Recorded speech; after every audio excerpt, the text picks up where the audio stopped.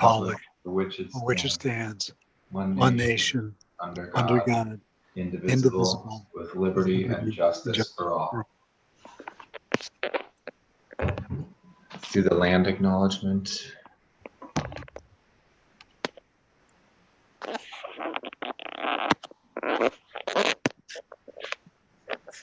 AT, you're on mute.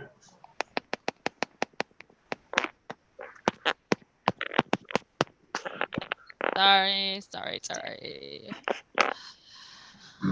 As a way of respecting, honoring, and creating awareness about our past, we begin our village board meetings by acknowledging that New Paltz is on the ancestral land of the Munsee, Esopus, and Lenape people.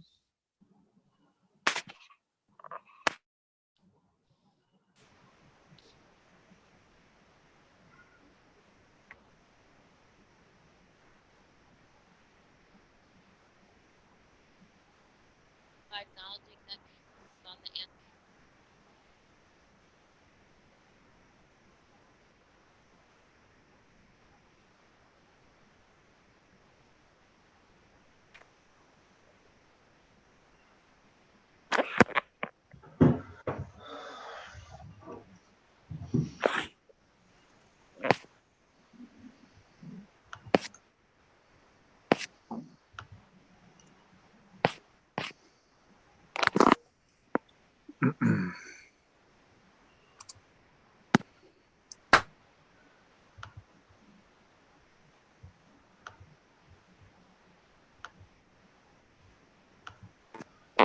Who's our clerk tonight? Ariana Bosco. Thank you. Okay, I'm going to add some things to the agenda right now. Consent agenda. We have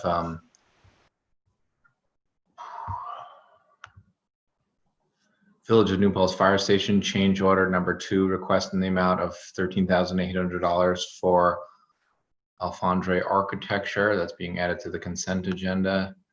And then business agenda items. We have item number 4, B City Garden Project discussion.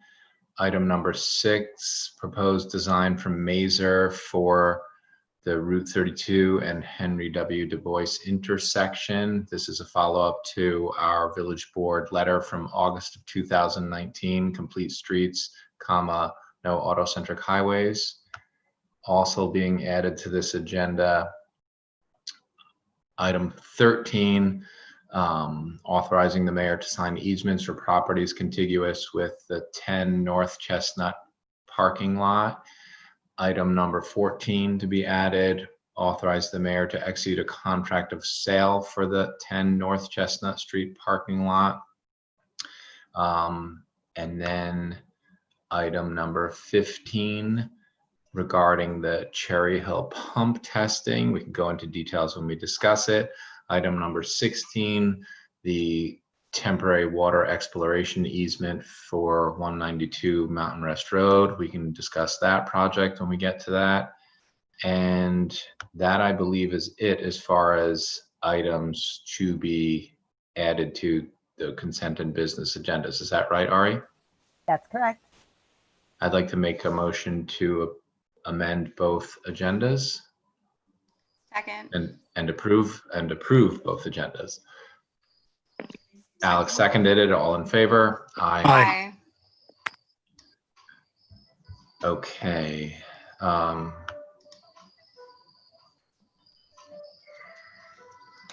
then let's go ahead and make some announcements. KT, you want to walk us through the racial incident that occurred?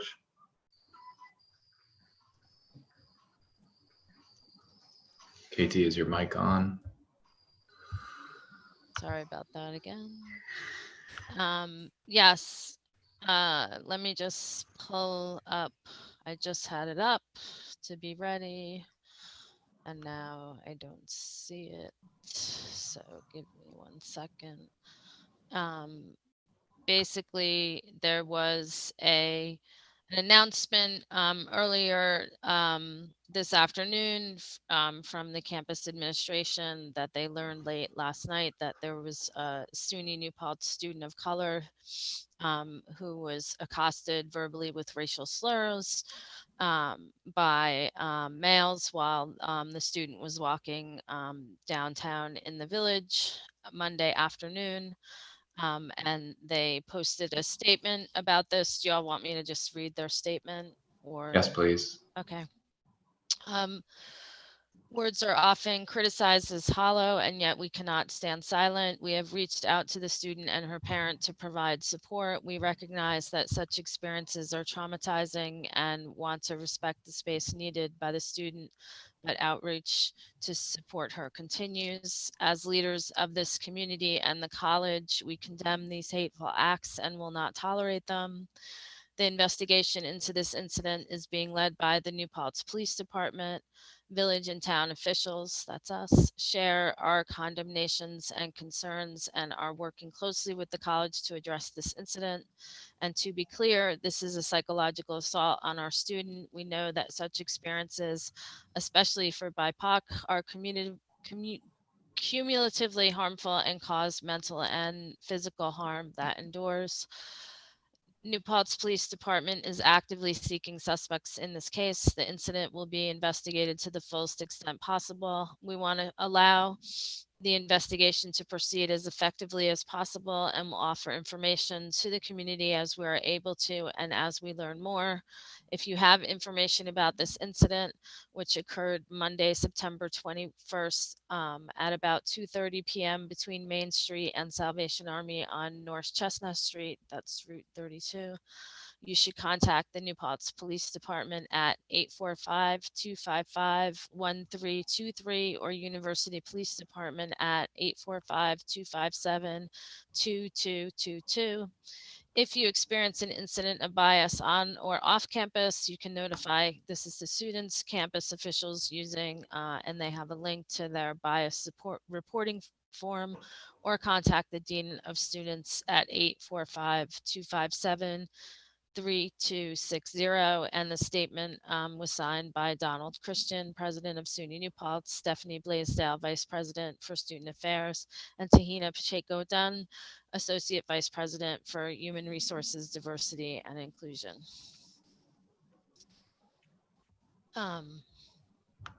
Thanks, So KT. we did communicate, we were on a Zoom with campus administration today on this topic before they put out the statement, and basically what that says, this is being thoroughly investigated, and they strongly hope that people who have any information reach out to the police department. And I did put it on my social, and now I'm thinking we should put it on the village website, Ari, and Facebook page. Sure. Thank you. I shared it from the SUNY New Paltz page. They posted the statement. Great. Thanks for walking us through that, KT. It's a very unfortunate and troubling situation and event. And I'm glad we have the police department investigating the situation.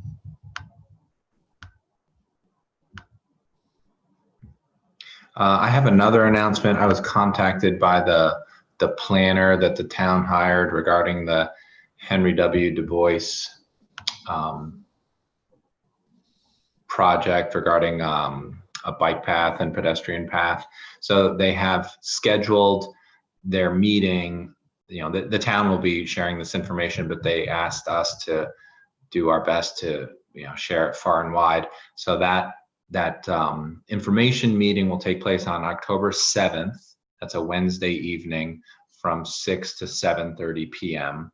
And we'll put on our website and our social media the URL so folks can register.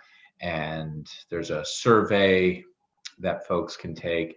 And the note here says, this virtual public meeting will share information about the bike and pedestrian project planned for Henry W.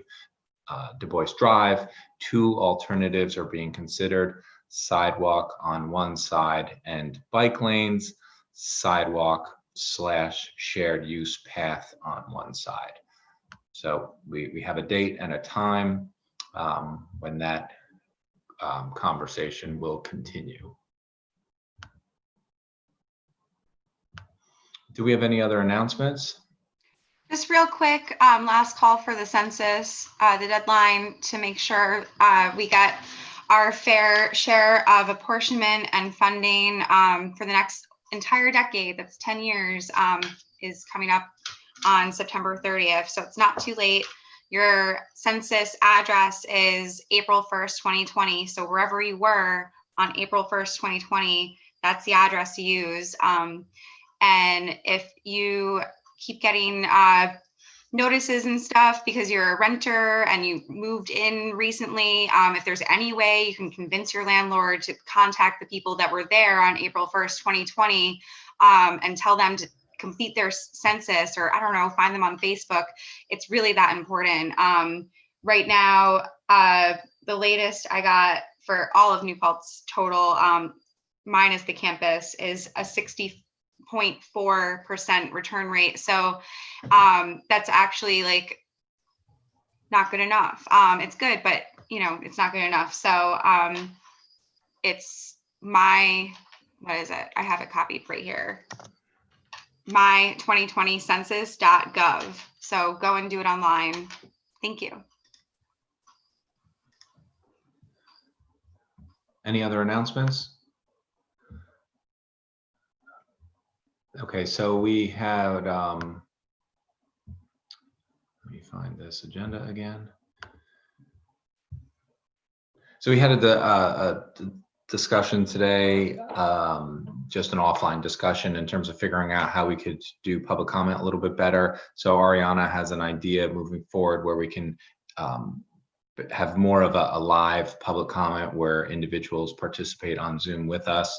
So we'll try to launch that for an upcoming meeting. But for tonight, we have a single public comment that was written to us, and it is related to, and it's from Daniel Schniedewind, and it is related to the Trans-Hudson development that's planned for the corner of 299 and North Putt.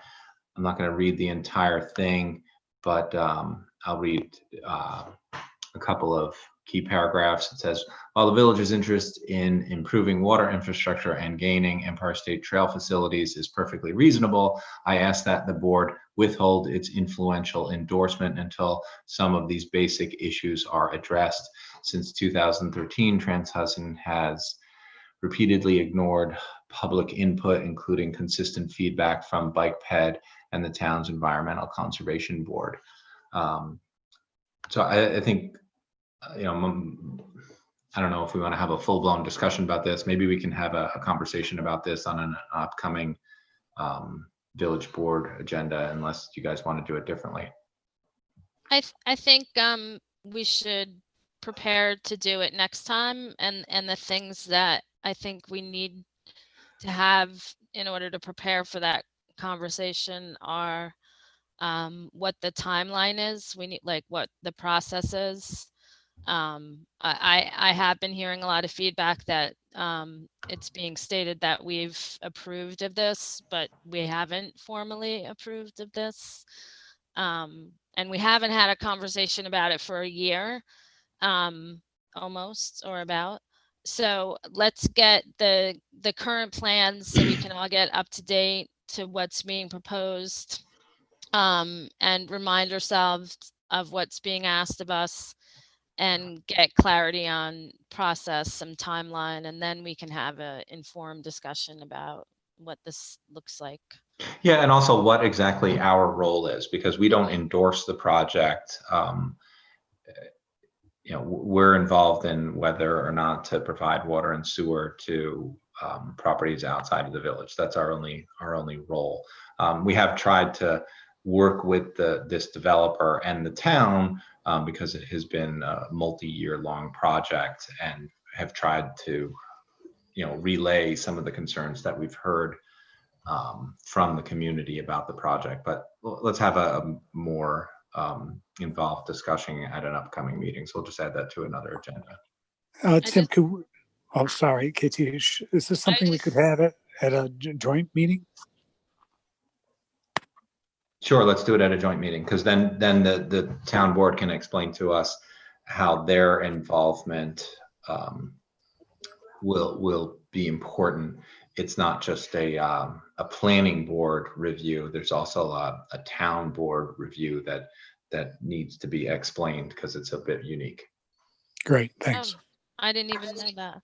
I'm also wondering if we could get estimates on like cost of expanding to that site so we can look at it from a fiduciary lens. Well, we wouldn't pay for anything. Okay, so we're not, okay, well, that answers that question. They're paying for all the infrastructure. Okay, so is there any other money question we would need to know about that? I don't know. Noodle on that. Analysis that's of it. use. Analysis of use, maybe.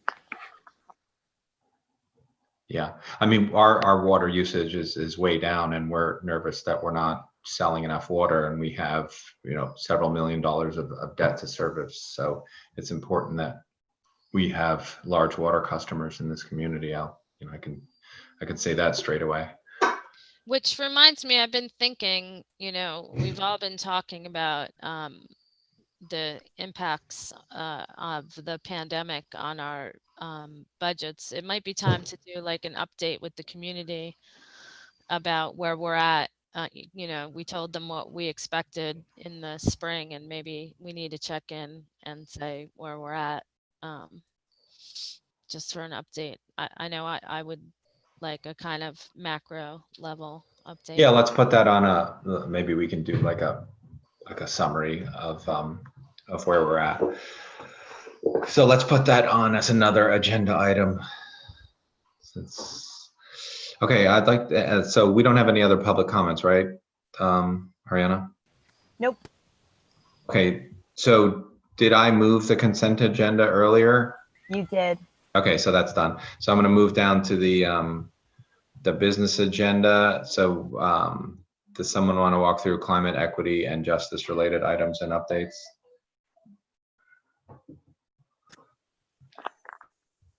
Well, Bee City's on our agenda, so that's certainly climate related.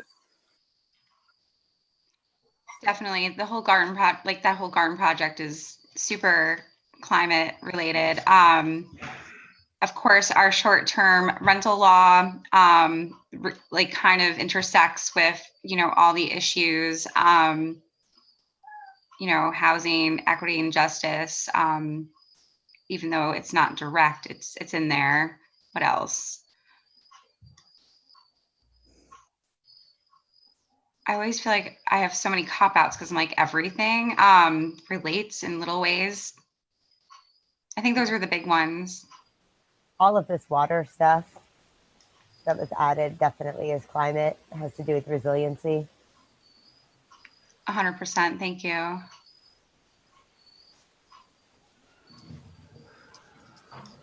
Okay, do you want to move on? We have Rachel here. Rachel Agadka has volunteered to have us consider her application to serve on the planning board.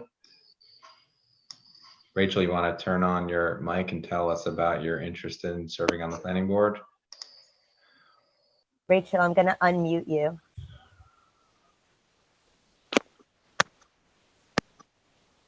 Okay, can you hear me? Yes. Hi. So I like to be on the planning board. I worked on the master plan for 1.5 years with Tom Rocco, who is the former planning board chair. And I feel like I have a lot of relevant experience. And when I went on the website, I saw that you were down a few members. And the environmental board right now is going really strong. So I feel like it would probably be beneficial for me to join the planning board and let the environmental board go for however long. What is it, 6 or 7 years or something like that? I don't remember what the commitment is.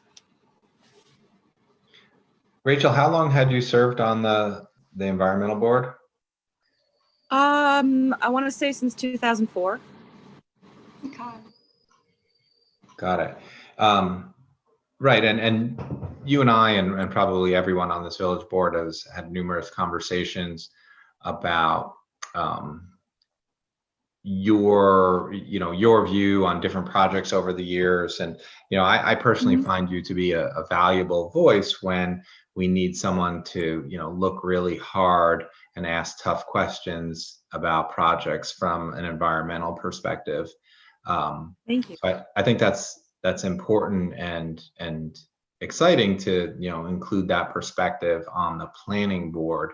But I want to discuss with you a little bit about the role on the planning board is in some ways more narrow, but also more broad, because we need you to look at projects through the lens of the village code as well. So, how do you think you'll be able to balance, when you want to ask a tough question about an environmental issue, if maybe the village code doesn't address it the way you would like? How will you handle situations like that? Well, I probably would ask even more questions and try to find out how it relates to other community impacts, because it's not just the environment. I mean, the environment affects our quality of life in many different ways.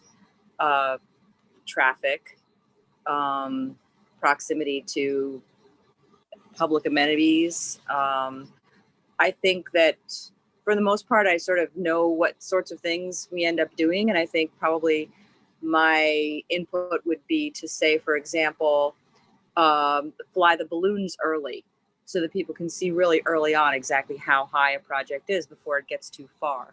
I think my experience has often been that project will progress and there's not enough feedback.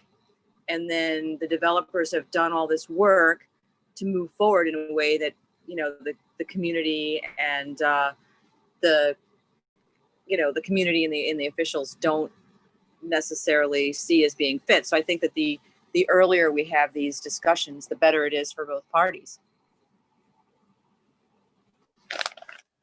Definitely. I think we totally agree with you, Rachel, and we've done a lot of work in terms of trying to get greater clarity on processes. And I commend Corey and the building department for really sort of viewing things through the lens that we have been, and that you just articulated. I would hope that if you see things in our code, in zoning code, that you think maybe needs work, that you would alert us to that while being cognizant of what's on the books already and what's not on the books already, to kind of circle back to Tim's original question. So for me, your attention to detail in that way, like my expectation, and really, to be frank, our communication with the planning board hasn't been great. And we've been looking for ways to improve it. And I'm thinking Rachel will tell me what's up. Sure. Well, I always ask questions. And going in, I'm going to have a lot of questions. So I'm really interested in what's going on right now. There are a lot of exciting projects that are going to have a big impact on the community. And I think this is a good way for me to be involved, because I would want to be involved anyhow. So that way I can really narrow my focus to one thing. And I think that I'll be of more use to everyone if I can do that. Yeah, I think this pandemic economy is going to produce some attraction to investors, and we're going to be seeing projects coming. And as I'm thinking about that, and it makes me see you as even more desirable on the planning board right now. Very much. I mean, I've been here a long time, so I saw the last boom, and we all know what happens when the economy goes up. Eventually, it comes back down again. So I feel like it's very, very important not to overproject So that's where I'm coming from on that. I kind of watched what happened after 9/11 as sort of a similar situation. We had a lot of people moving up here, and there was a very high demand. Then it kind of slacked off a little bit. So it's I feel like it's important to focus on the intrinsic value of the development or of a property rather than its market value all the time. Because the market value fluctuates, but you know, the actual property itself is what we have here as a community. Definitely. Rachel, one reason I'm so excited that you want to, switch your hats into this one is exactly what you just said, like viewing, viewing property in like the holistic, sustainable way that the village, sees that term. So yeah, thank you. Oh, thank you.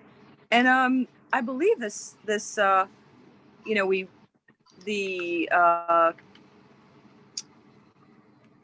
I'm excited about, the projects that we had, like, daylighting the stream in Peace Park, which, working with the college. And I see that stream sort of extends through the property that's we're considering right now. And that's one thing I don't think has been given too much consideration yet. I feel like if we're going to daylight it in one place, why cover it up in another? But, we'll see what happens with that.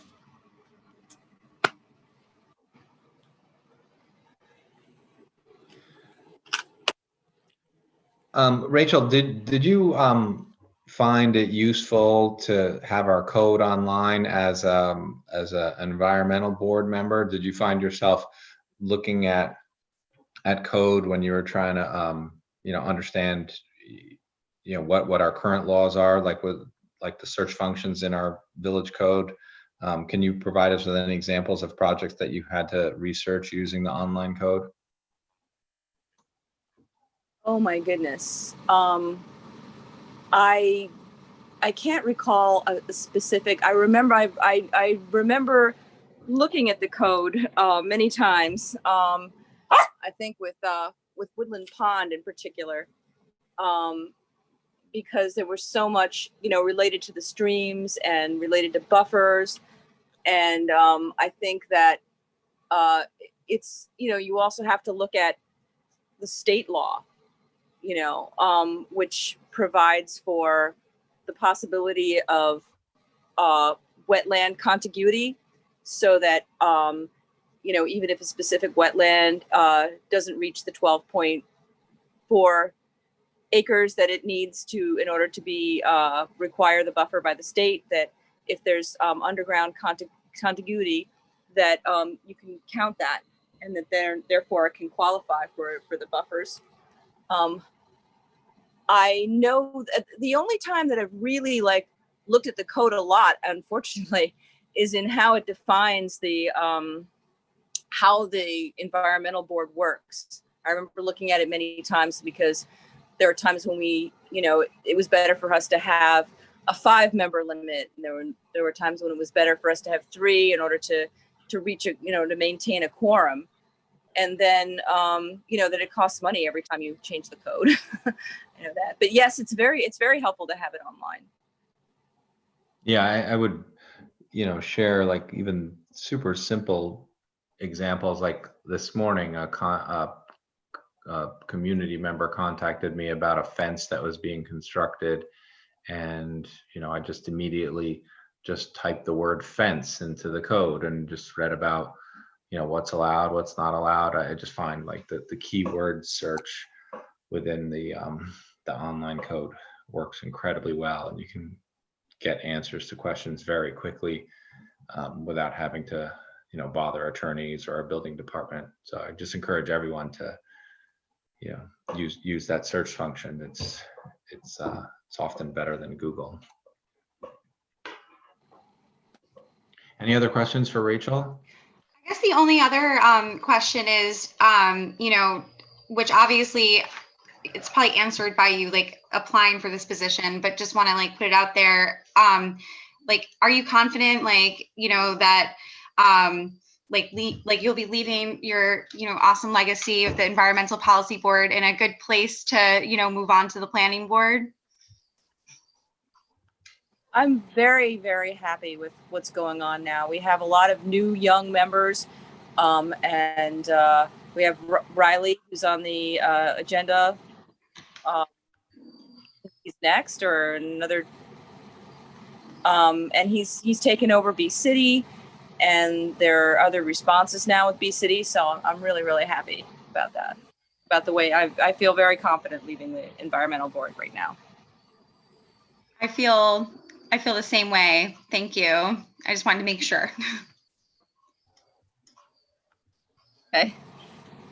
Anything else? I would like to make a motion that we appoint Rachel Agadka to a planning board term. Ariana, have you identified which seat makes the most sense to appoint her to? So I was going to say, actually, the only full member seat that isn't an alternate, the term actually, it does expire next year. It would be filling in the remainder of the term. So if that's, you know, cool with you, Rachel, then Who was sitting in that seat? that was Cody's seat. Who Okay, got it. resigned, yeah. Well, He why was don't we? also filling out the term. Right. So why don't we go ahead and do that? We'll appoint Rachel to that seat that terminates next year, and then, you know, we would just have to reappoint, assuming everything's going well. Second. All in favor? Good. Aye. Yeah, and Rachel, thanks for stepping up to volunteer. That's the only way small communities work, is when community members like yourself are active and willing to put in the time. Thank you, Rachel. Thank you. Thank you. Thanks, Rachel. Okay, so is Jim, I think I see the name Jim on our Zoom screen. I'm assuming that's Jim Tinger. He's going to chat with us about Halloween. Hey, Jim. Hey guys, how you doing? Can you hear me? Yes. Cool. Yeah, thanks for having me on.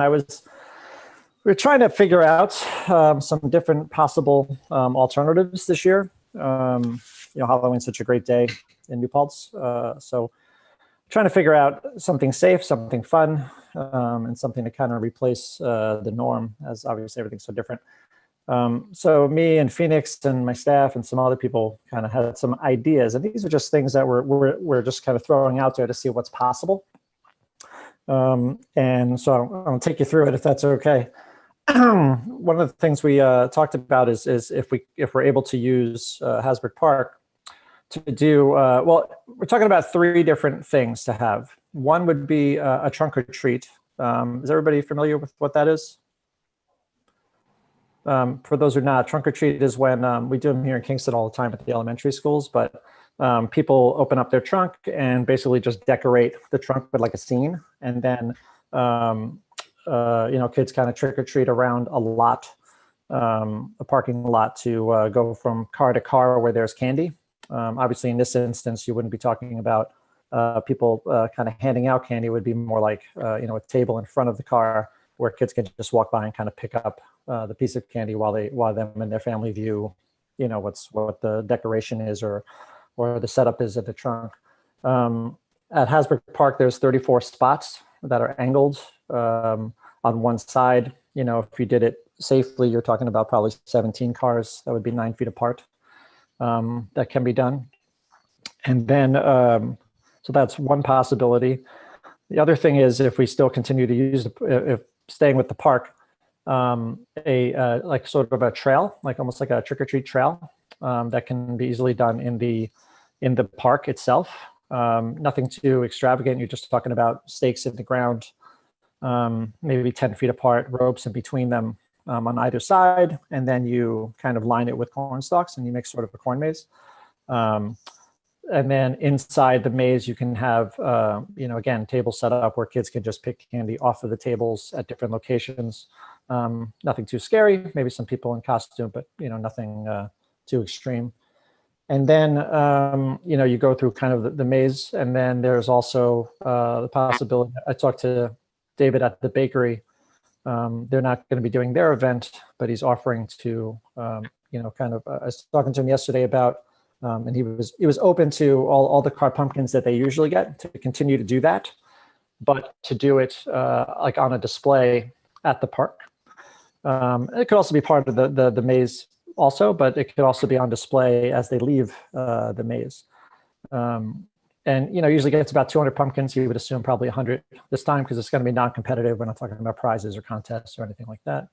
And then also a station where, there could be a backdrop of one of those big boards that we could make, New Paltz Halloween 2020. They get their picture taken in front of it with their family and kind of move on. So the idea with this is I already talked to the chief about if it's possible to close down that parking lot between between Mohonk and Platico. And he said that's obviously that'd be up to you, but as he said, of course they can do it. And it would be kind of an entrance way in through one side through the trunk or treat area. Then the next thing would go into the trail and then across the area where there's the pumpkin display and then out. The way, of course, the big concern is gathering, right? I mean, you have a lot of people. So how do you make it so it would be safe, where you're limiting the amount of people? That's something we can do if we wanted to. We could do it through Eventbrite.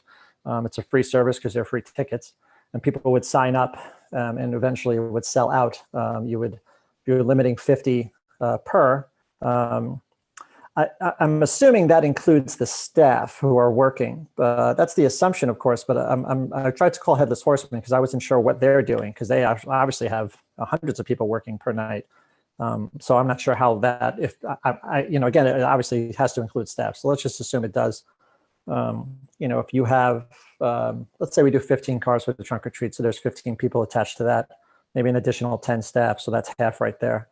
Then you can let 25 people in. If you did it in half-hour increments, let's say we did it from 12 to 4 on Halloween, 12 to 12:30, 12:30 to 1, so on and so forth.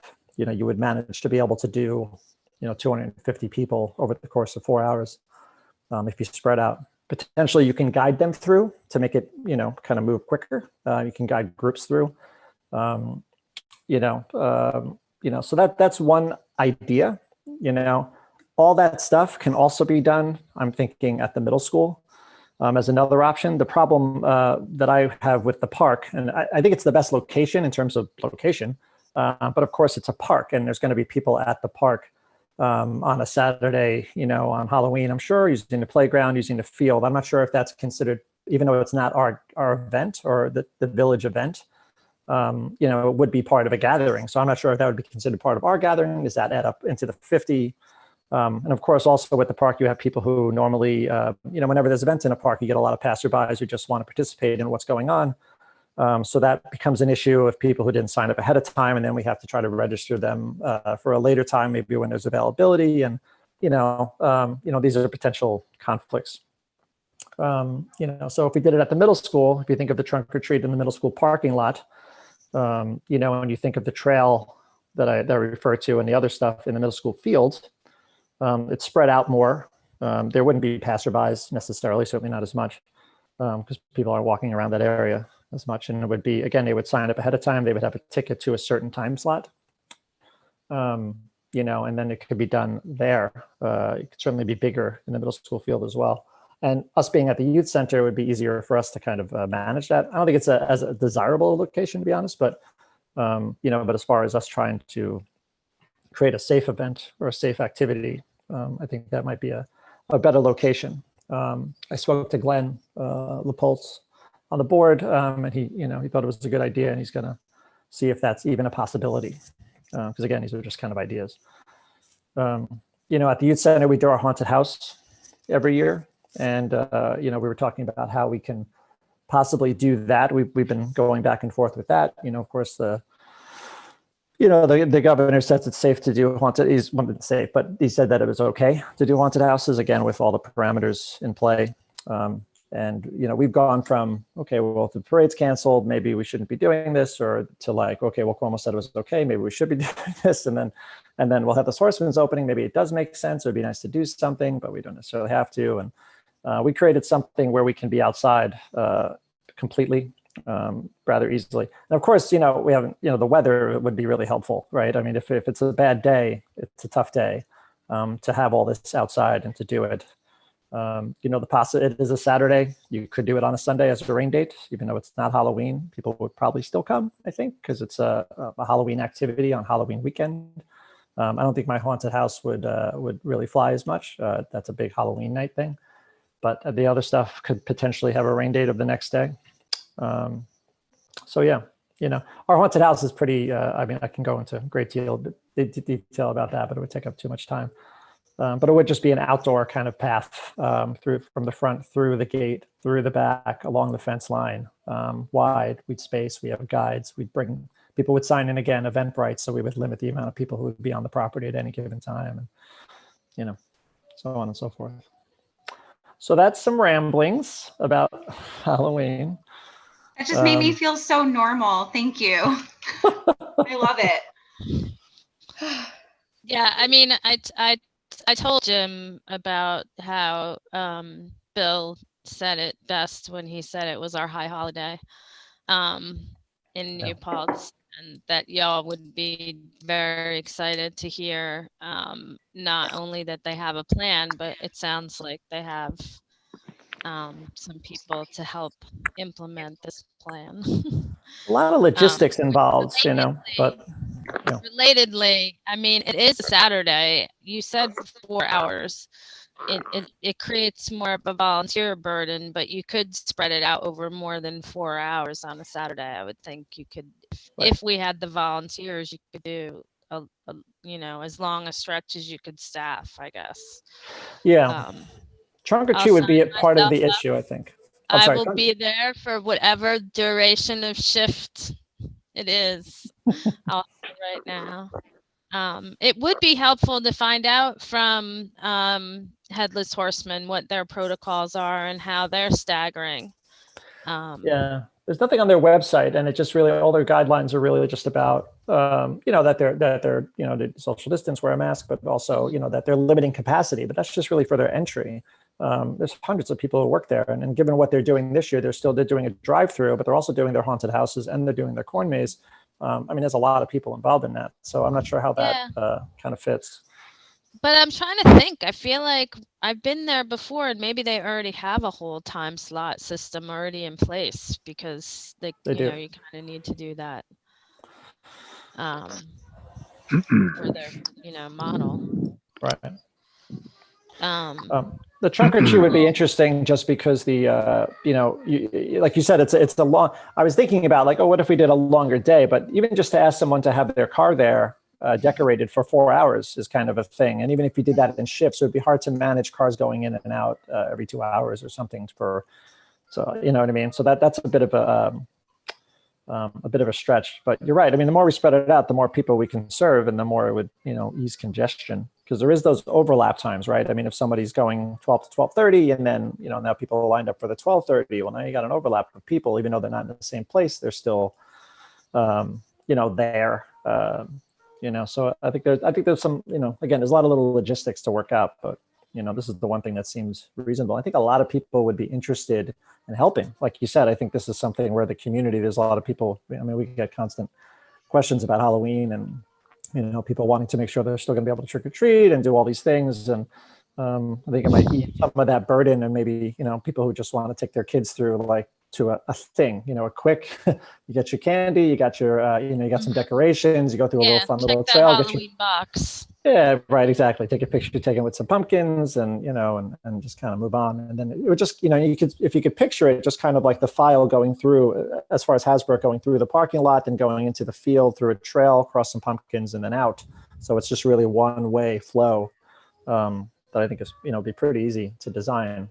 But again, I'm not sure with the, the rubbing up against everything else that's going on in the park on a normal day, if that's a problem or not, or, that number 50 is a tough one to try to gauge in a public place. Jim, you mentioned something that the governor issued some guidance. I thought that's what you mentioned. You had some guidelines. Yeah, I mean, it was a very general guidelines. It said that it was okay to do haunted houses as long as it was outside, as long as it was everything that you've heard, it wasn't very specific, and I was actually kind of surprised, but that it was okay Right. at all. But yeah, Right. it wasn't very specific. Was this before the CDC came out with their guidance yesterday, the day before? Yeah, it was. It was a couple of weeks ago that Cuomo did it, and I read the CDC guidelines yesterday, and I could understand why. And they did point out trunk or treat as not the lower risk, but it was more moderate. But I think the concern there was of people handing out candy for the most part, and I think that can be dealt with by having, if you had a card table next to everybody's trunk, and it's the interaction, right? I mean, that's the big issue, and I think you can not have interaction. I think you can have candy on the table where somebody picks up either a bag or whatever, the candy separated, and they get one and they kind of move on. Right. I think they put trunk or treating, whatever it's called, as a high risk. That was the category they put it in. Oh, really? Okay. Well, I'll take a look again. I thought it said moderate, but Yeah. certainly the high risk ones were the, indoor parties, indoor gatherings, indoor haunted houses, and stuff. And even. Yeah, they put door to door and trunk or treating into high risk, which I found interesting. Well, it would seem to me the details would matter, as Jim pointed out. You Right. you specifically identify what the issue is, and then you mitigate that to the best or Sure. full extent. And it seems like a reasonable solution to just take the humans out of the equation on one side. Yeah. Certainly the other option, if you don't do a trunk or treat, maybe it's maybe they're decorated tables or something that, that is less interesting probably, but is also, options, just trying to give them things to do. I'm looking at the guidelines now as well. Well, thank you, Jim. It sounds really promising, exciting. Yeah. So it's possible. I mean, it would be something that we would kind of, there's a lot of people would have to be involved, and it would be something we'd need to, kind of figure out, obviously sooner than later, so we can properly, do something that makes sense. And I'm sure the public probably have a lot to say about it, that we can, alter things to kind of quell some of the concerns. We're not trying to be part of a problem. Obviously, that's not the goal here. So, Sure. So these are just ideas and just suggestions of things that I think, are doable. I'm a pretty paranoid person about a lot of things. So, certainly just opening up the youth center for the past, whatever it's been has been, something that we're always, on top of and worried about, and making sure that we're following every possible precaution. Yeah. Did you say, is this going to be a day event? Yeah. Well, our haunted house, if we're able to go forward with that, again, and that would be up to you as well, of course, but our haunted house is at night. So we do like 6 to 10 o'clock to that effect. But yeah, this would be for families. This would be for kids and families. So we were talking about 12 to 4. That's just a random number and a random number of hours. It certainly could be changed. Sure. But again, it might help if the big concern is trick or treating. And the concerns that go with that, this might help, as KT said, kind of check that box for those who are like, wait a minute, we're not going out to do anything. We're not getting any candy.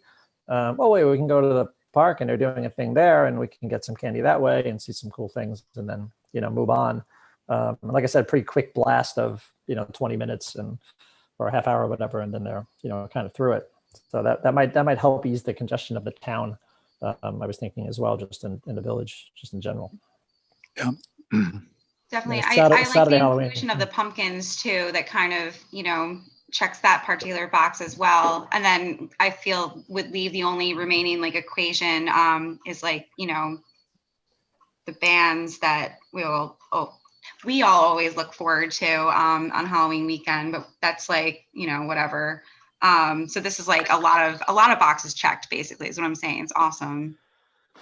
So I think from us, we just need to give permission for use of Hasbro Park, right? And then anything else? I mean, it sounds like we're totally on board. Obviously, we want to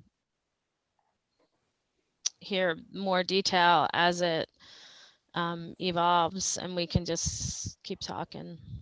Yeah, what do you think about the difference between, I'm sorry, I know you don't have a lot of time and you have a big agenda, but the difference between Hasbrook and middle school, Does anybody have a preference? My preference is Hasbrook, and I was thinking maybe we could tell people they park at middle school, so that'll maybe break some stuff up. Yeah, I like the Hasbrook as well. If there's cars involved, we could do that angle parking there, every other car or something like that in slots. Well, that's actually where the trunk or treat would be if we did that activity. Yeah, that's what I'm thinking. Yeah. Yeah. And then you have the other side, well, the parallel part of the other side, yeah. And it is easy. I think traffic flow is pretty easy there as well, just because of, they can go around the park, around by St. Joseph's there, and Right. block much there. Yeah, but what do you think about if there's a lot of people in the park? Doesn't that add to the number? I think we're just going to have to get more information to figure out exactly how to do that sort of time slot sign up and how many people. And I don't think we know enough yet, but we know what we need to find out to figure that out. Right. I don't know if the states expect, maybe there's more guidance expected. I don't know. That's not really, it's all always crystal ball anyway, right? Right. But right. It's not October yet. Right. True. Well, great, cool. Jim. Thank you. Thank you. Yeah, of course. Yeah, let me know. Thanks so much. Thanks, guys. Yep. See you later. Okay, so the next item on this agenda, Bee City Garden Project. Hey, Riley. Hey. And Jared. Hey, how are you? Nice to meet you, Jared, from afar. Yeah, you too. All right. So how should we begin? My name is Riley Corzine, and I'm working with the Village of New Paltz Environmental Policy Board and collaborating with Future Fruits from Kingston, who Jared's part of, to work on a landscaping transformation for the front of the Village Hall. This would involve soil building and stuff. So maybe I can share my screen, if that's okay, just to show the picture and the letter. All right, can everyone see that? Mm-hmm. All right, so I hope everyone can see this picture clearly. So basically, this transformation will involve soil building and planting pollinator-friendly shrubs in the front of the hall during September and October. We might not get to the planting by the end of this year, but we at least hope to do something. So I've come up with a couple ideas so far for the plants, which are illustrated in the photos below. As you can see, if everyone can see my cursor, one option would be the high bush blueberry and the dwarf rhododendron, and that would be if we build the soil to be acidic. And if we didn't build it to be acidic, the other options would be the goomy berry, the north bush honeysuckle, and the honeyberry. And we're trying to figure out where would these plants be planted? Would we remove the benches? Do the people who use this building want the plants there, or would they have any preference about which plants we use or the spacing? So I think it's really important that we discuss this, especially the people who use this building, just so we can hear some feedback and suggestions. Yeah, I also would like to share my screen if that's possible. I don't know how. I believe you have to click share screen. It's on the bottom ribbon. I don't know if I have permission. Okay, cool. Great. You do, you can. Great, thank you. Okay, so can you see this now? Yes? All right. So like Riley said, I'm Jared Williams and I'm here representing Future Fruits. Our mission is to activate public land and also private land too, but for people to grow food together, and also for nature in like pollinators and soil building. And so, we got this opportunity. Ariana Bosco reached out to us, and I thought it'd be so great to link up. We're talking about helping you as a group come together as a community and plant plants in your front space. And I think that's awesome. I totally bow down to that idea. I commend you for it. And sounds like you're in really support of it. One thing that we've been really considering is how can this also be educational and inspirational? And we think that it'd be really smart for us to have a design workshop. So we put together this little timeline of how it could work. And then it'll be really easily accessible and beneficial for people to join the conversation and learn from it. So kind of broke it down into 3 phases and with some rough timelines. For example, on October 10th, we could do a design workshop, a 2-hour design session where, hold on, buddy. Hold on, I have my son here. All right, he wants to make himself known. Where we will bring together ideas of different people and gauge the interest from the community. We have a very vast knowledge of permaculture and designing to suit a specific type of community. So, you know, I don't live in New Paltz, so that's a big learning experience too. I don't want to advise without having met the people who this is going to be for. So I think it'd be really beneficial if we have a design session. And from that, we can do a design generated by Riley and Future Fruits, and even other people if they want to be joining that process. Where the one that goes with this on and then I'm going to take it out. No, not right now. Okay. So if there's any, then also if there's any hardscaping to be done, like moving benches, like Riley talked about, then we can really begin to do some of that work in time for us to then build soil in phase 2, and then therefore be able to plant plants in a healthy soil. We were considering that it'd be smart if we do that phase 3 next spring, because the plants will have a better chance of survival. I really wanted to get them in the ground too this year, but I think it's probably smarter if we have the design really put out and done well. So I think that might be of good interest that we get that done first. So I would like to hear some comments and thoughts from you about that as well. And yeah, Riley, if you wanted to say anything else, that'd be good too.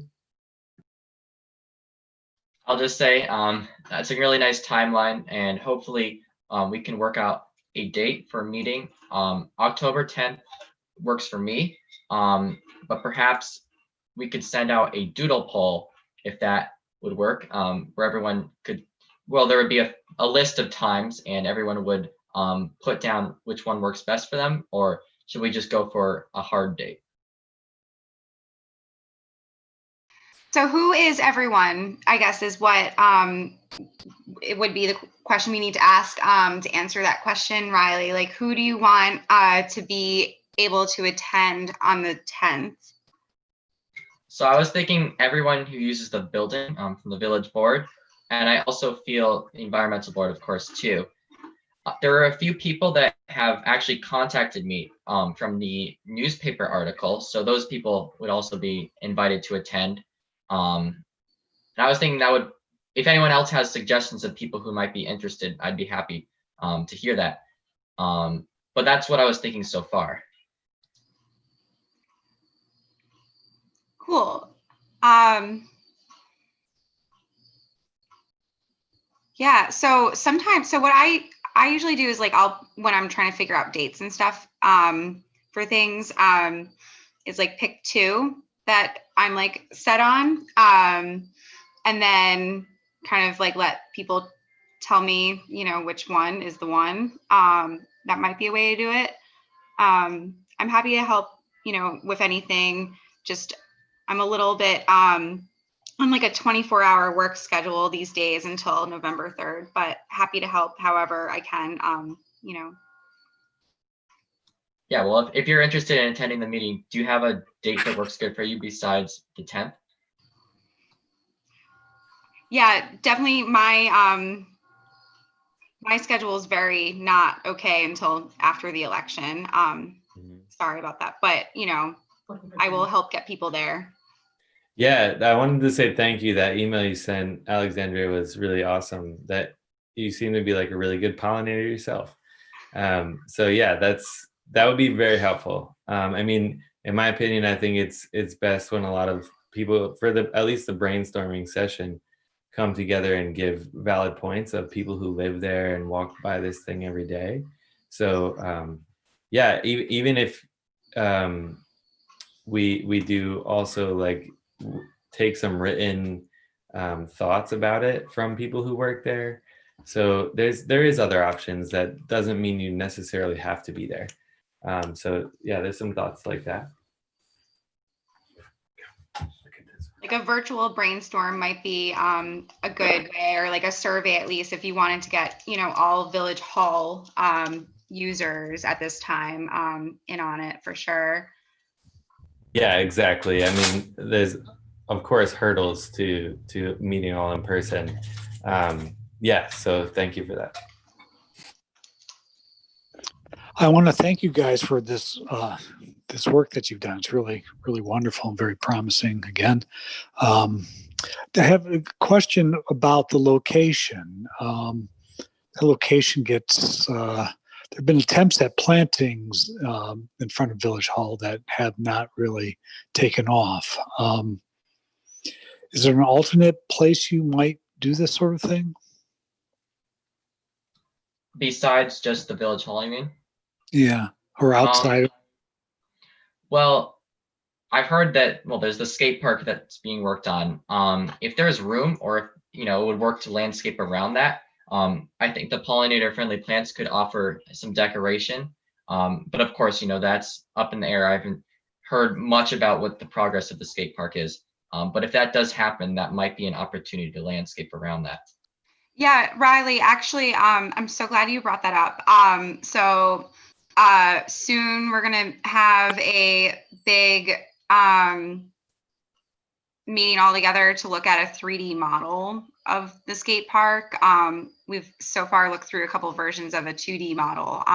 The 3D model is what we need to figure out kind of where that, the planting part would be able to go in and whatnot. But of course, I do want to note the timeline of that, is a little bit more long term, but once we set that meeting, because I'm trying to get like my hands on like a big projector in a space that people can be socially distanced to look at it. I just need to see things bigger personally to really envision it all.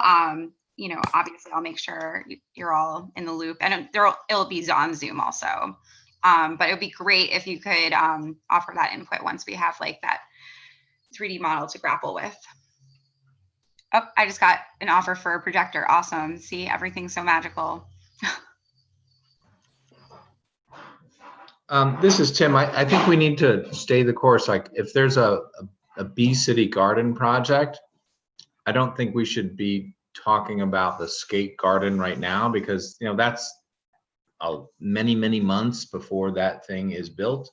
So if we have a little tailwind right now with this Bee City project, why don't we use that tailwind and focus on a place where it could be planted instead of. But I think you guys just pick a date. The people who are interested will show up. Don't get too crazy with details right now. Just keep doing what you're doing. Wait, I just wanted to clarify. Did you say you thought the Village Hall wouldn't be the place for it? I personally think Village Hall is a perfectly good spot. Oh, okay. So you think we can do the planting there? Yeah, we did the soil testing. The soil seems like it's okay for planting. I was just going to ask if there would be a representative from the village board that would want to help join the project. Like a liaison. Yeah, a liaison. I mean, would that be still, environmental policy board liaison stuff? Well, it would be just a representative of the village board that, because they use the building, if they'd want to just join the project and help out and give feedback and suggestions at that level. Yeah, I think let's stick with Alex as our official EPB liaison, and she's your connection to communicate with the village board. So, let's stick with the existing structure. All right, that sounds great. So should I send out a doodle poll for the date with 2 different options that people can vote on to everyone who may be interested in joining that meeting? Or should we proceed about the scheduling some way else? My schedule is insane too. I mean, I'm 100% supportive and defer to others' knowledge about these things. I wish I could play more with y'all in the decision making, but I can't promise. It's too crazy right now. But that is not a reflection of my support. My support is 100% and it reflects trust. Yeah, totally. Thank you. And I understand that that's going to happen too. Yeah, we just really thought of it as like, it'd be nice to hear a bunch of input so that therefore the design is upheld and really appreciated. It's kind of crazy apropos that Rachel got appointed to planning board tonight and this is the conversation because this is like Rachel's dream come true. And I don't care about the failures of the past. They were just the journey to the success that. Hey, KT, is something going on with your mic? I can't hear you at all. Oh, shoot. You know what? I think I moved it when I was beveraging. I'm sorry. Anyway. Very pro that this is happening on the evening with Rachel going to planning board because I think it's her dream come true. Yeah, and we actually met with Rachel. She had some really good input, and yeah, she's a neighbor right there. So that's the kind of thing that I'm talking about. Is like it'd be so nice to have people who really care about the space and use it frequently to join us. Yeah, I'd highly recommend just picking a date, going with that, and just anticipating that it's going to be more than one event or date that gets this thing across the goal line. So don't worry about it's like you have a supportive board, you have a strong liaison.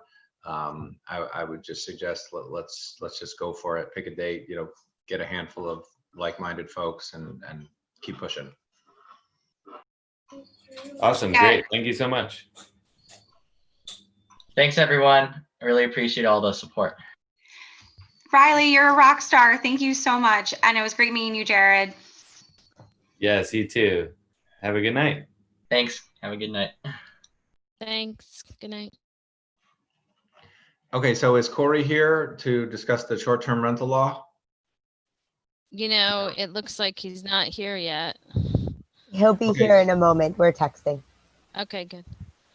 I know Okay, he so had something else that he needed to get out of. He's Okay, so yeah, he's in another meeting at the moment.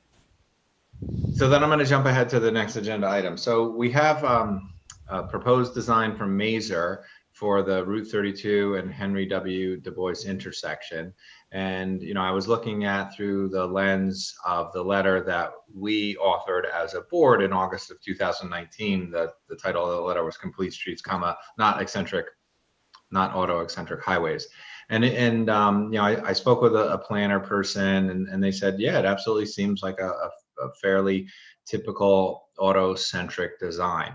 So I didn't know if our board wants to send a note to DOT just saying, we really want you to take a harder look at this type of design, but that would be my suggestion right now. I sent the same design that I shared with the board, and I CC'd the chair of our bike ped committee, Dan Lipson, so those folks are in the loop as well. Maybe Ari, we can send a note to Dan and see if he has any thoughts on some additional language that we can include in a follow-up letter to DOT. Sure. Okay, let's do that. I'm going to move on to agenda item junk pickup for village residents. Corey just joined us. Okay, so then let's talk with Corey real quickly.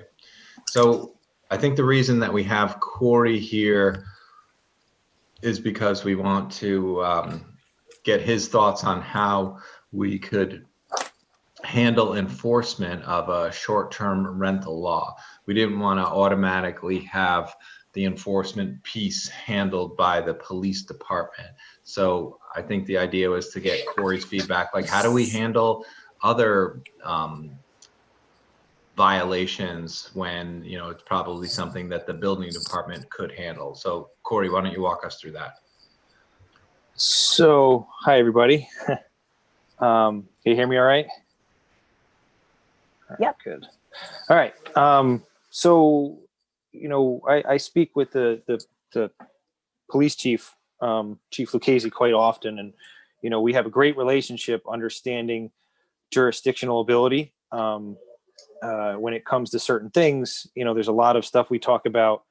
The building department, it's in the name. The building department controls buildings, properties, zoning, our village code, things of that nature. The police department is more of, and I hate saying it this way, and I say this to everybody that I say, that they're more having the jurisdiction over like the human or the person, being that that's mostly where we divide the line. To make it easy for people to understand, the building department deals with the property owner of the building.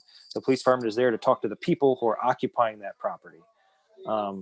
So a lot of times we deal with what we call referrals. The police department can be called somewhere and they find out that there's something that could or would require enforcement that they don't carry, meaning like a building code enforcement. They would make referral to our office, and it doesn't have to be right away. It can be the next day. And then we do a whole, you know, our way of enforcement is through compliance.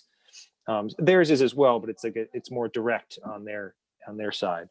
So I think we definitely would be working together here, but the enforcement, I think all day with what I'm reading would lie within the building department.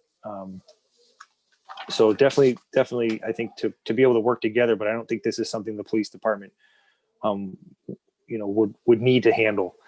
And no offense to them, and I'm sure they've got plenty of other things to do. But you know, this is what I do. This is what we do, the building department. We're so appreciative of this discussion, Corey, because as you know, of the last several months, we've been trying to take a close look at what we use our police for and what in our village code could we take out now that we consider inappropriate or unnecessary, you know, use of police for enforcement things. So in looking at this law, it's helpful for your little lesson on what the building department does and what the police do, and so that we do a better job of seeing the things that you can do.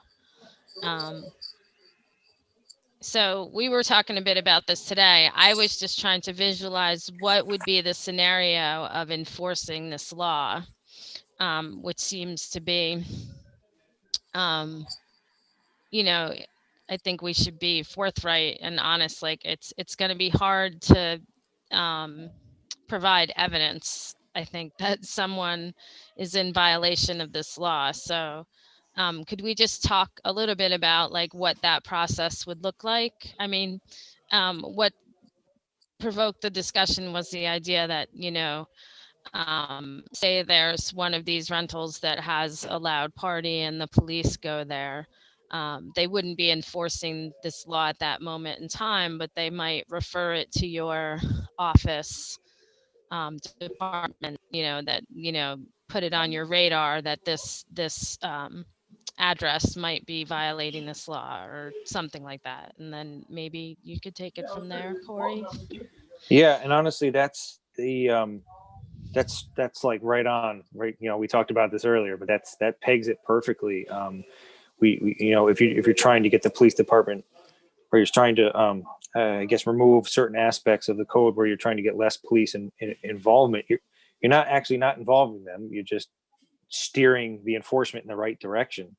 So to give you an idea of how this works is we follow the same due process laws when it comes to compliance. Compliance of code is the same thing as compliance of laws. They're just different words essentially. But a referral being made, and a referral can also be a complaint. A referral, just in terms of that, is somebody saying, hey, my neighbor's running a B&B and they're up at all hours doing this and that. That's how we find these things out, is through complaints. Same thing with our regular rental law. When somebody hasn't registered, somebody notices it somewhere or says, hey, there's different cars there every other weekend. And, you live in an area, that you assume that it's just a residential area. You say, who can I call? If you were to call the police, they'd refer it to me. If you were to call me, it would be a direct referral. And me, I mean the building department. So once that is done, we would start an investigation, just like anybody. You start asking questions. You pegged it too, saying it's going to be very hard. There's no, everybody, I hate to use this too, everybody's considered innocent until proven guilty.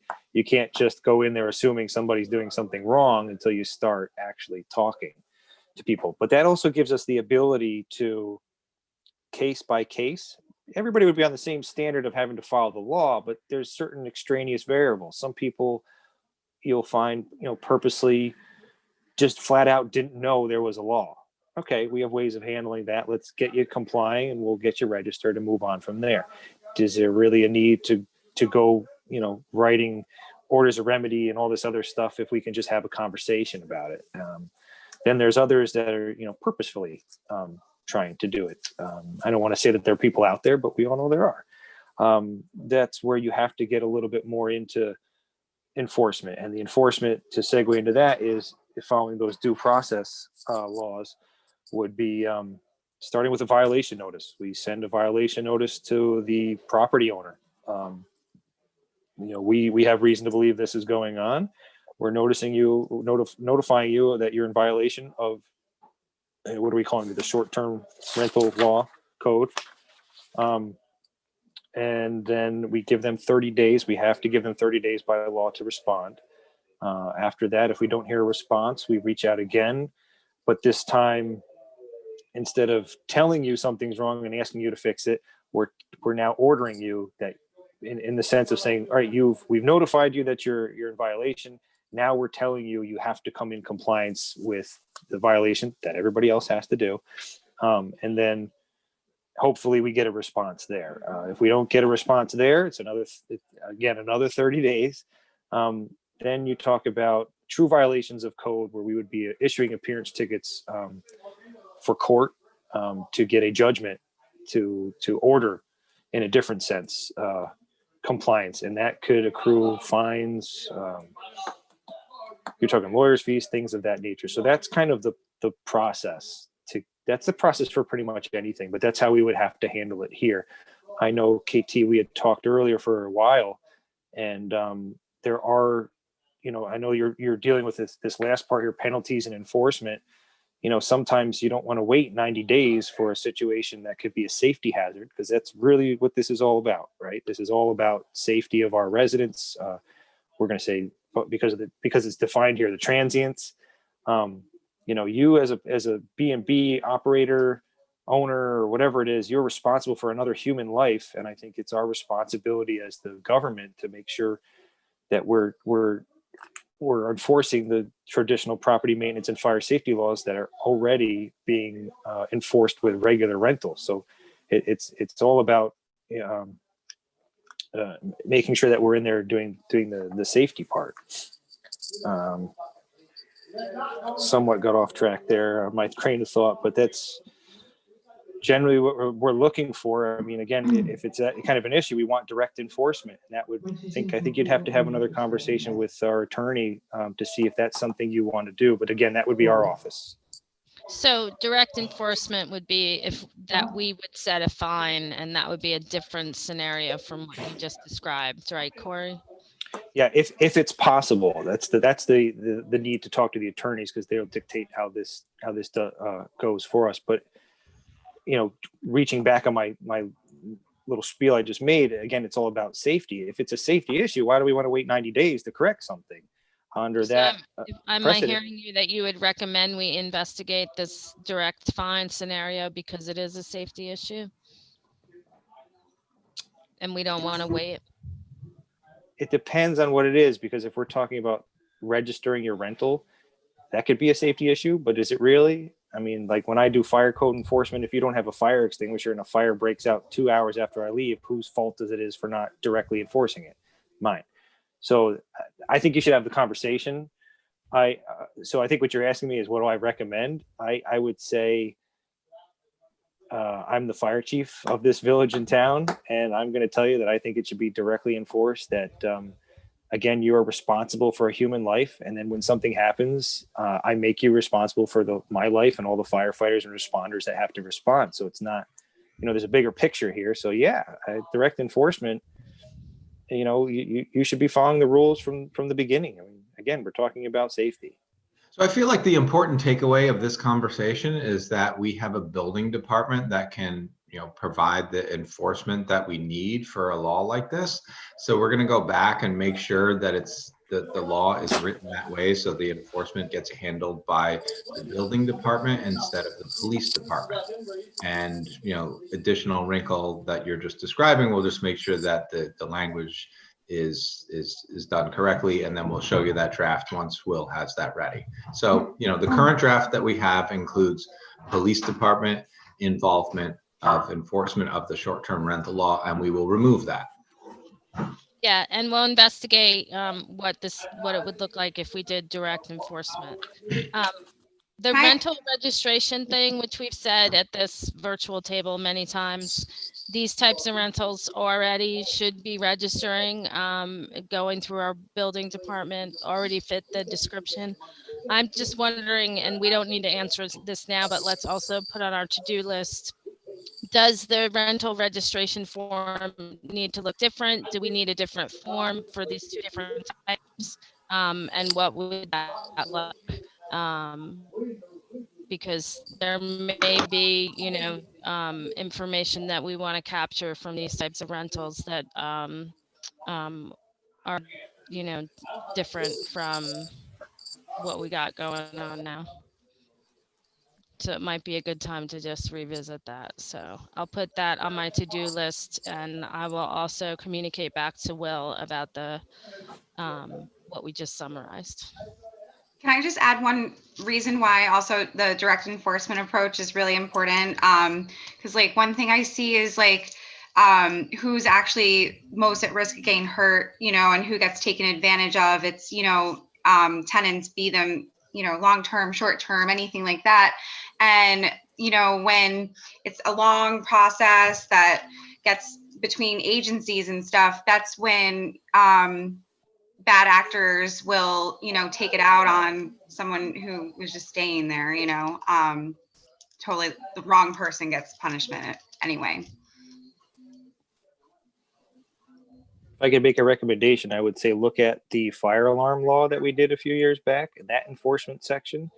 That is, I believe the language of that is direct enforcement with, there's thresholds, meaning like not right off the bat, but if it's like your second violation in so many months, there's no reason for me to go through that process I just explained. It's a $250 ticket, much like think of the snow removal too. So look at those just for reference, just to help.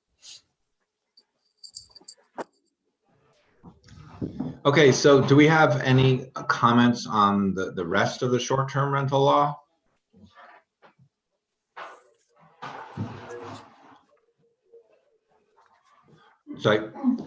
So I edited it, and then I went in and it accepted Will's edits. I don't think there was anything significant about his, his work was more of just like cleaning it up, making it tighter. It didn't really change anything from a substance perspective.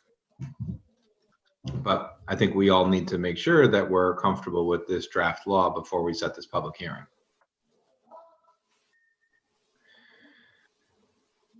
All right, well, I'll convey to Will that we want to get those edits sooner rather than later. So no, he already did the edits. I already accepted them. What about the direct enforcement part? Well, that's an additional thing, right? But I mean, when we get that final back from him, we need to look at it. I feel like that's a separate section, but I want to know whether there were comments about the rest of the law, because that's just the enforcement piece. That's a separate standalone piece. The rest of the law has some meaty things for us to consider. Tim, I had a Yeah. few comments that if I could, I don't know if I don't want to talk about them here, but I can, if you allow me to, just some of the definition type stuff, just to clarify some of those. And I got this today, so I went to read through it a bunch. So I have some comments. I can go in and do some track change stuff you can look at later. Yeah, This why way don't you do that? Do the Yeah. track change within the Google Doc. Yeah, I'll do it. I'll do it right away tomorrow. Yeah, Okay. I was having a hard time with a few of the definitions just because I wasn't sure if they matched elsewhere. And I didn't get a chance to finish like my 2 screens. So I feel like Corey will probably like catch those. It's very well put together and written. It's some things you have to understand. I come from a different way of looking at things, and I could be totally wrong, but I just want to make sure everybody's seeing it the way I am, and hopefully Yeah, tell me. I'm You're a wrong. little less concerned about whether we get the definitions correct. I mostly want to get us comfortable with the concept of how it works, where we're not allowing short-term rentals in residential zones. We are allowing them in what we're going to consider commercial zones, but you can do them in a residential zone if you prove that it's your primary residence for at least 9 months of the year. And then there's an additional wrinkle that you can't rent to someone as a short term if it's more than 30 days. So like those are the concepts that I feel like we need to be comfortable with as a board to move this law ahead. I thought it was 9 months out of the year, or if you were present in the home. I'm having trouble. I don't have another laptop tonight to look at the law. But that you were in the home, like if you were in part of the house and you rented a room. Yes, yeah. Or That's the 9 months out of the year. yes, The whole yeah, house. right. You can absolutely live in a property where the secondary use is an Airbnb 12 months of the year. That's fine as long as you occupy its primary use. Yes, that's in the law. That's also the definition of a bed and breakfast, just so you know. I had pointed that out earlier, and I don't know if you need to delineate between the two, but that would be a loophole for someone to say, I'm running a bed and breakfast, not a Airbnb. So that was some of the stuff. But those No, are because the restricted definition of a bed and from- breakfast, you have to live at the bed and breakfast currently. Yes, owner occupied, but it's the same thing as what we So just we're said. fine. We're fine with anything owner occupied. Anything owner occupied. If you live at the property, you can Airbnb it 12 months of the year. It doesn't matter whether it's in the commercial or residential. Yeah, it's just a redundancy, meaning the same thing. Gotcha. The focus of this law is so you don't have a property that's exclusively an investment property as a short-term rental, which is basically a hotel in a residential zone. If you want to build a hotel or even a short-term rental, it has to be in a commercial zone. That's kind of the intent of this draft law. Tim, have we discussed application fees and renewals and that sort of thing? I'm not seeing it mentioned in this so far. No, it'll be the They same. already fall under our rental registration law. Right. It'll just be the same as a short-term rental or long-term rental. Long-term, okay. So it's an annual inspection and annual fee. The same fee, same amount. Mhm. Yeah, the fees are based on number of units. Right, okay. Is the I just didn't see if that was mentioned. Just like everything else, it's a one-liner that I think Ariana was putting in on some of the other laws we've done, just saying that the fees are determined annually by the board's fee schedule. It's in this draft. Okay, I guess I didn't see it. Sorry. The spirit, though, of what you're trying to do, it seems right on. If you're talking about the concept like that, the spirit of what you're doing is right. Okay, so we'll create an enforcement section, and then you're also gonna massage some of the definitions that you feel need massaging. Will do. Okay, thanks, Corey. No problem. Thank you. So the next item is junk pickup day for village residents. So we had this as a discussion topic. So in the spring, we did the brush and leaf takeaway. Then we plan to do that again in the fall. The reason that we didn't do the junk day in the springtime is because it costs us about $8,000 to $10,000, and we're we were having serious revenue problems. To respond to KT's inquiry earlier, those challenges continue to exist. I'm comfortable with sticking with leaf pickup, which will take place later in the fall for this fall, and then just hopefully be able to afford the junk pickup day spring of 2021. Yeah, I'm for that idea. I think, I think we can wait if we can afford it. Any other discussion on that? I don't have anything No. to add. Yeah, we did the brush and the leaves in the spring. We'll do the leaves again in the fall, and then we'll do junk again spring 2021. No other comments? Okay, next, I'd like to motion that we authorize advertising for bids for the New Paltz's new energy efficient 5-door double bay fire station, also known as the Emergency Operations Center east of the Wallkill, via the Governor's Office of Storm Recovery Program. I'll second. All in favor? Aye. Aye. Aye. You And skipped the pandemic Yeah. operations plan. Skipped what? Pandemic operations plan. I didn't hear you guys. You skipped something? Pandemic operations plan. I just highlighted it. Pandemic operations plan. I don't see it. Number 8.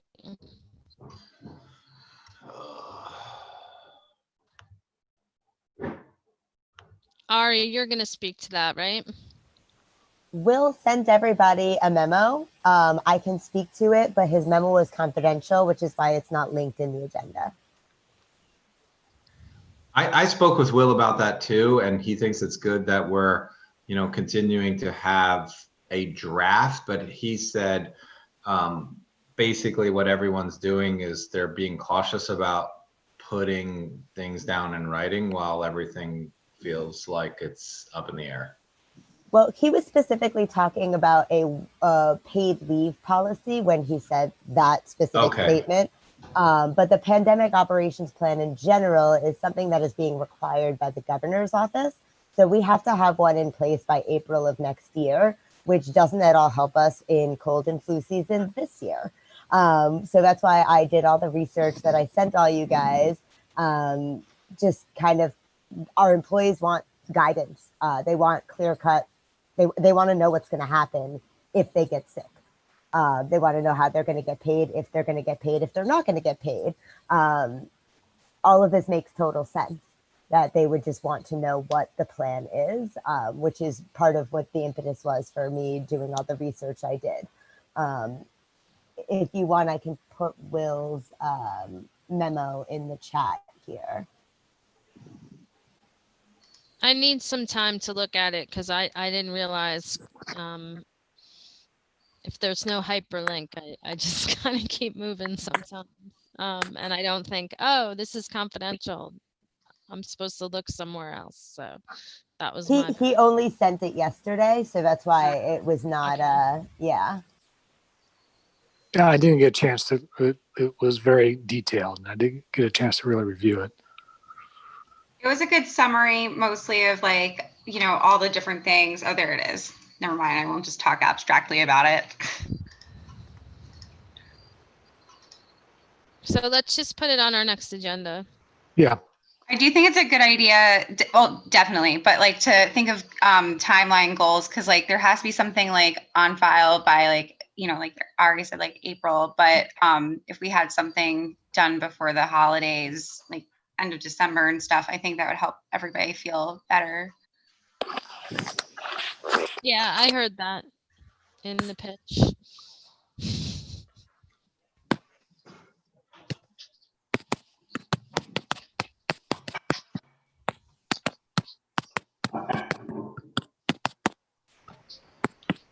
So should we move to the next item?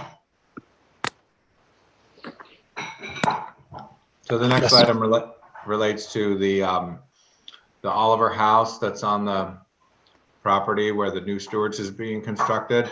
So we have a contract sale where the village would buy the property for $1, and then our goal is to issue an RFP and find developers interested in restoring the property and adding a historic designation to recognize its history, having been constructed by a black builder in the 1800s. So I motion to approve me signing the contract sale. Second. Any discussion? Happy to see this moving along. Yeah. All in favor? Thank you to all- Aye. Next item, I motion that we move the resolution protecting our courts, This is supporting basically, this proposed legislation. we actually did a resolution in support, and now it's on Governor Cuomo's desk. So I think we just want to move to send it to him to remind him. So I move to do that. Second. All in favor? All in favor? Just to Aye. say it out loud, Aye. it's about keeping ICE out of our courts. Next agenda Passed in item, April 2019. discussion of possible tree dedications in Hasbro Park.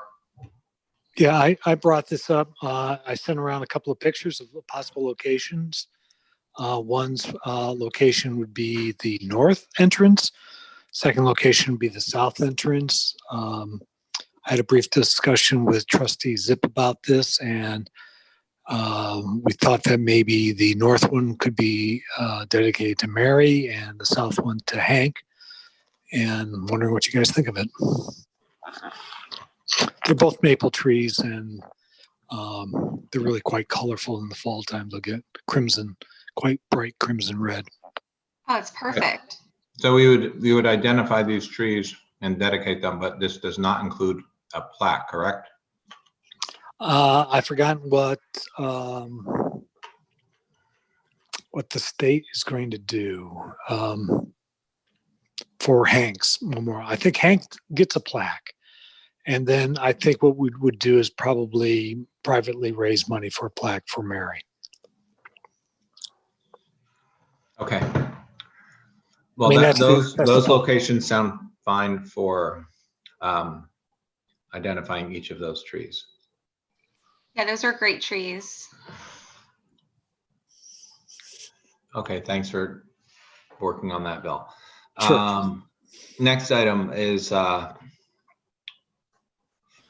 you guys want to authorize the vote mayor on that?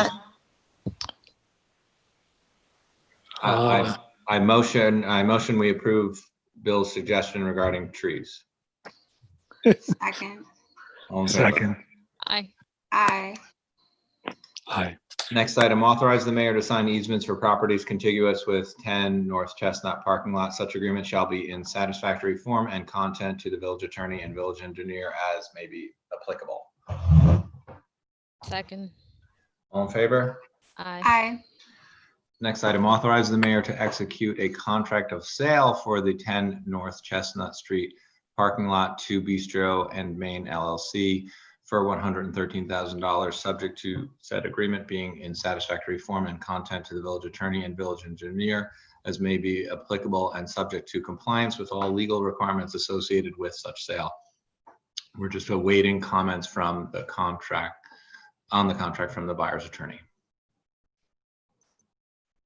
Someone want a second and then we can discuss? Second. Comments, discussion?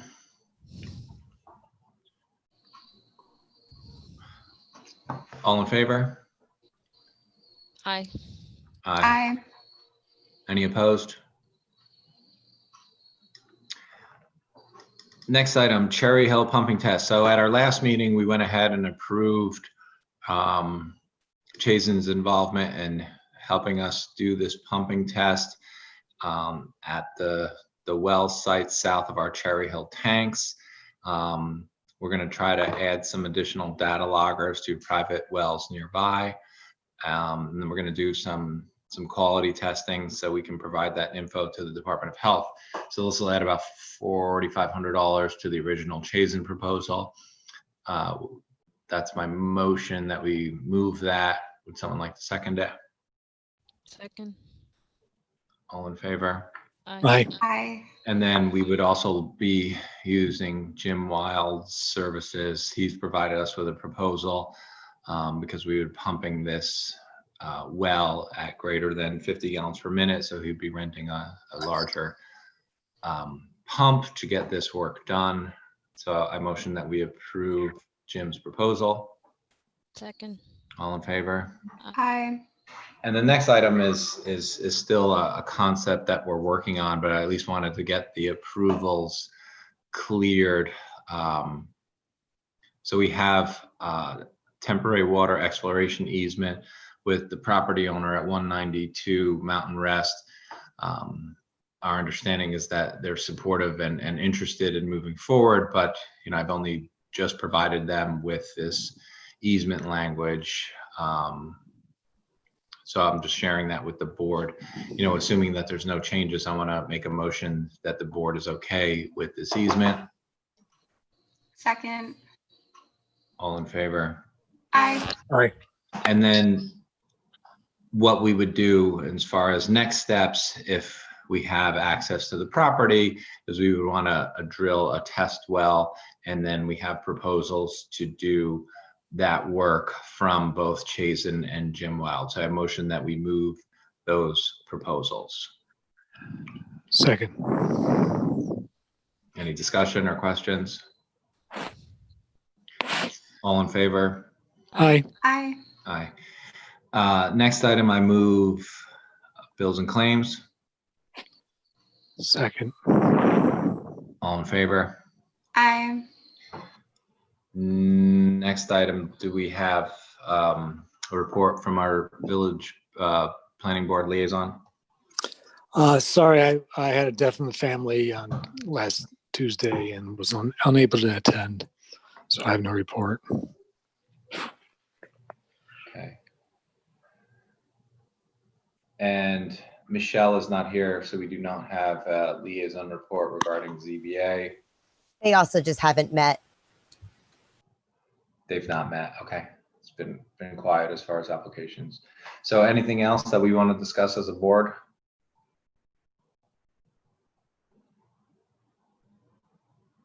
No, I motion to adjourn. Second. All in favor? Aye. Aye. Thanks, everybody. No. Thank you.